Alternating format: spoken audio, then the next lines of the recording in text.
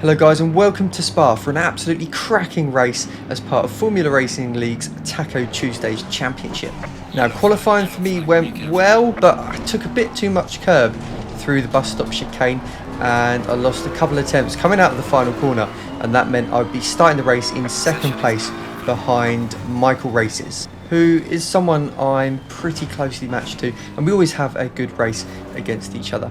He was also live streaming this race too, so I'll put a link in the description if you wish to see his point of view. Coming down the hill then and waiting for the green lights, we're on the left hand side and we get the green lights then and away we go, and Michael's got a super strong start there in exactly the same car as me. Don't know how he managed to pull away at the start that quickly. I thought my reaction time was pretty good, but anyway, we head up the hill then onto the Kemmel Straight, and the BMW is not particularly strong in the straight line, so I'm going to try and pick up a bit of Michael's slip, but looking behind all the time, we do have the Aston Martin and Audi behind us, which are both very strong in a straight line, so we just defend that off a little bit going into the chicane at the top of the hill, but we get through there nice and cleanly. And now my strategy for this point of the race is to just settle down into a rhythm. I'm planning to drop back a little bit from the back of Michael so that I don't ruin my tyres being in his dirty air. It's a very long race, 90 minutes long, 2 pit stops are required, and the optimal strategy is probably just to pit the once for tyres and fuel, and then the other stop will just be a quick stop and go essentially. Heading on to the start of lap number 5 then, and everything is going to plan so far. I've got Michael about 1.5 to 2 seconds ahead, which is the optimal range to look after my tyres at this point in the race.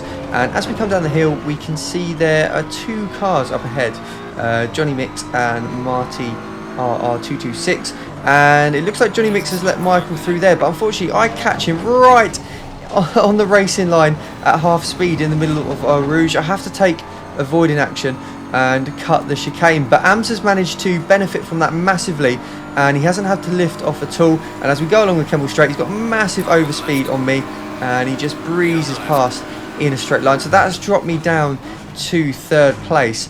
But this is going to be quite difficult for me now for the rest of the race, because the Audi is going to be very difficult to pass in a straight line.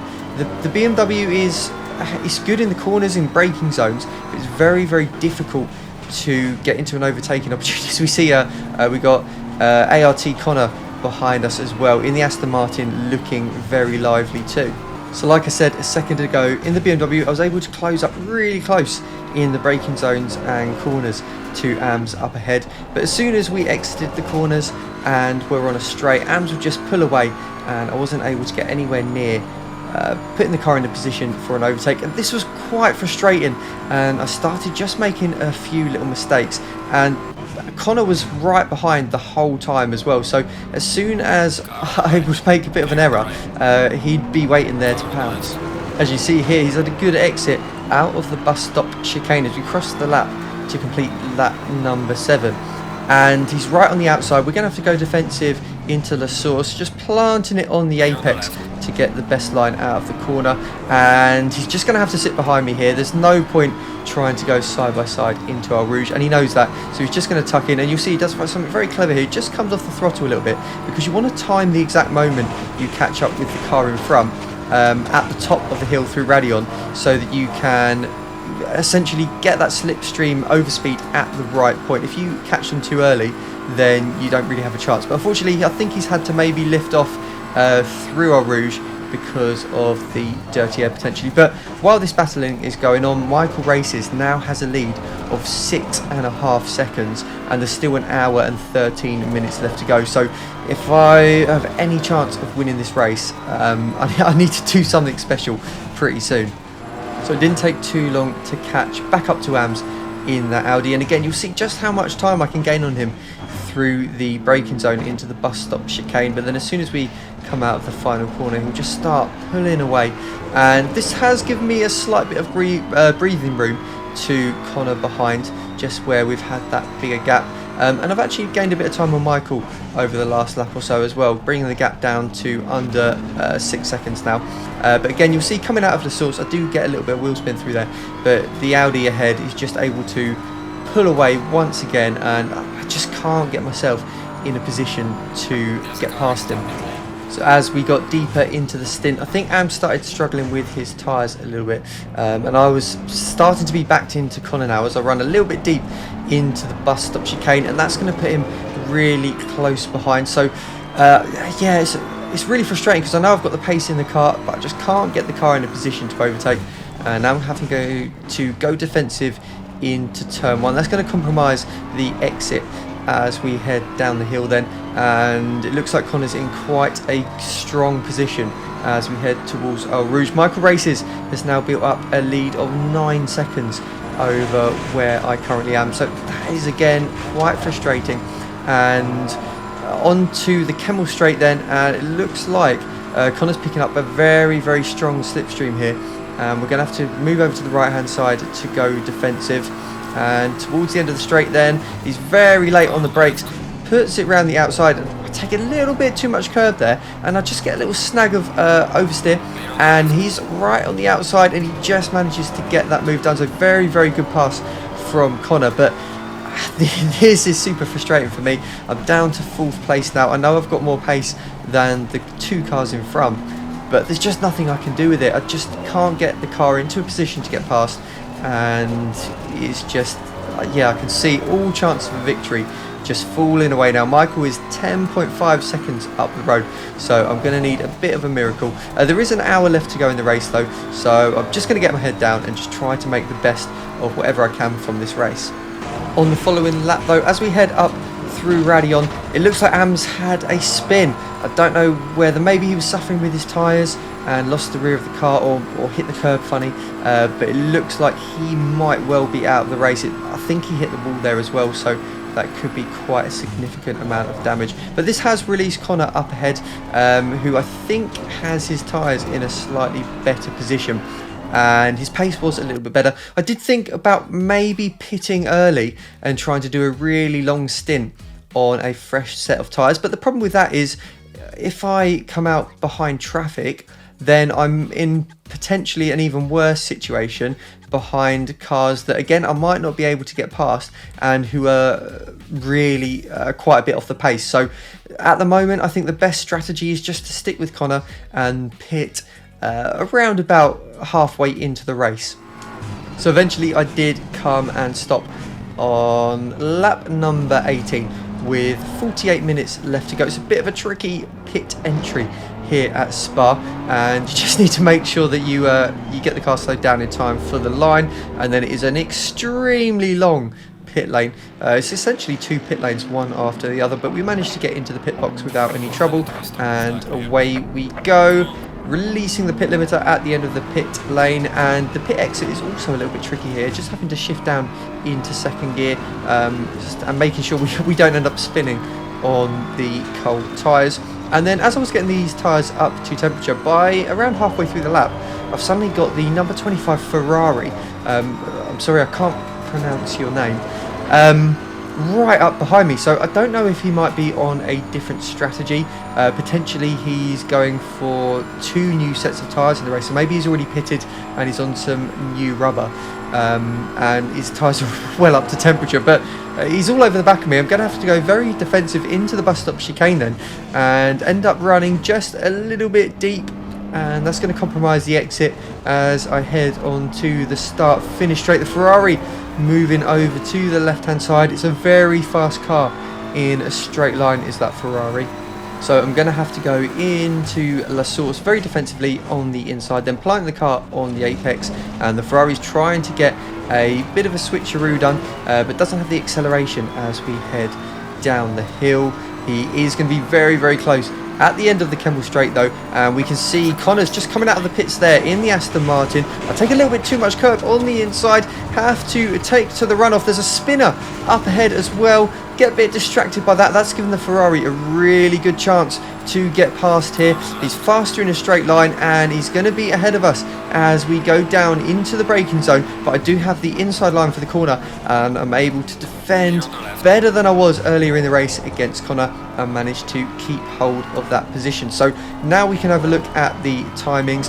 Connor is 2.7 seconds back, so I'm not sure if he was held up by that spinner at the top of the hill. Michael Races is 12.5 seconds ahead.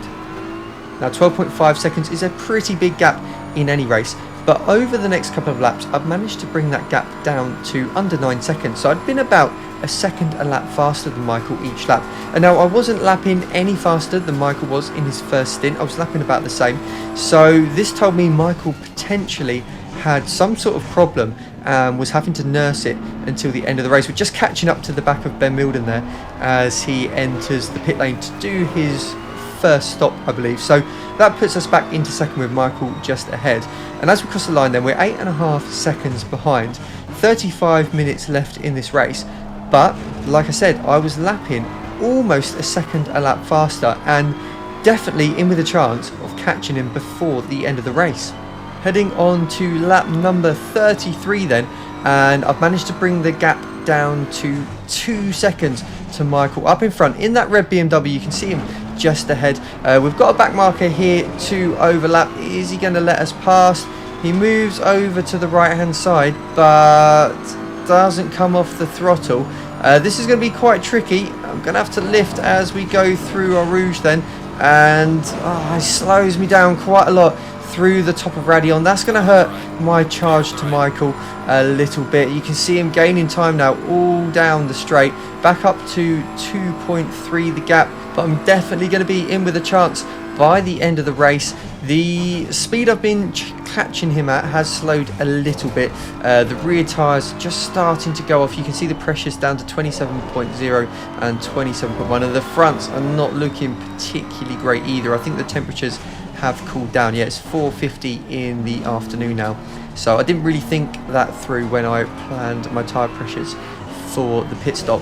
And I really cooked the rear tyres on that first lap after the stop because I was trying to defend from that Ferrari. So there's a few corners that I really got a little bit sideways on the exit of the corner and was quite aggressive with. And on your first lap on any stint of tyres, you always want to bring them in gradually because you can really suffer a little bit later on in the race if you push too hard on them too soon.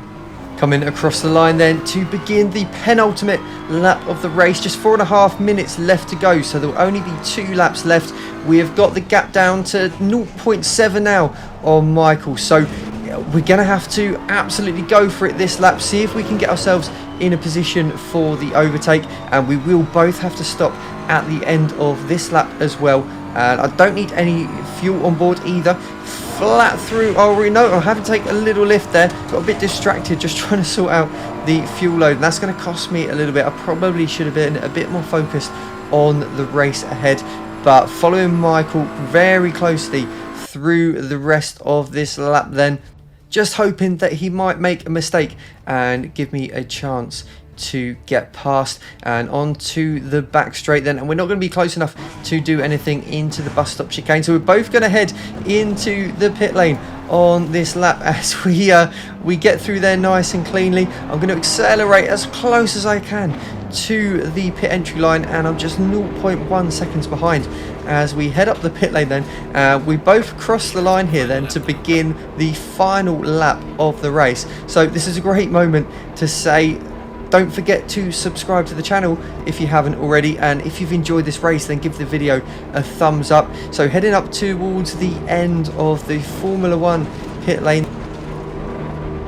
So who is going to come out of the pit lane first then? This is definitely one of the most exciting ends to a race that I've ever experienced personally, as we head down into the main pit lane itself then, and this is where my heart just sinks a little bit. I can see there is a car right where I need to stop my pit box. I move over to the right to try and get a better view, following Michael through, and I just brake a little bit too early. I just can't see where that pit box is because I had to go through that car, and then I accidentally turn the engine on, back off, and then back on again, and lose another half second there. So it's advantage to Michael at this point. Has he been able to stop at the right point? We get to the end of the pit lane and he is away, so yes, he just managed to take a better stop than I did, and he exits the top of the hill in first place. It looks like the gap is just going to be too big now as we come to the end of the pit lane. What's the gap going to be?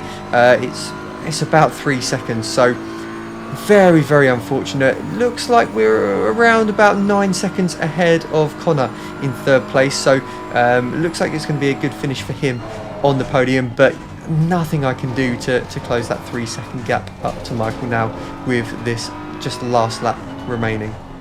Through the bus stop chicane for the final time then, we're going to come across the line just behind Hutch in 22nd place to take second place in the race. So what a race that was. Absolutely loved driving it. It was a great fight with Michael at the end, and really completely came down to those pit stops in the end. It just shows you how important it is to get those pit stops right, and also how you know, a little bit of luck can come into it at times depending on who else has pitted. So I really hope you enjoyed the video. Don't forget to give it a thumbs up if you have, and I'll see you back out on track very soon.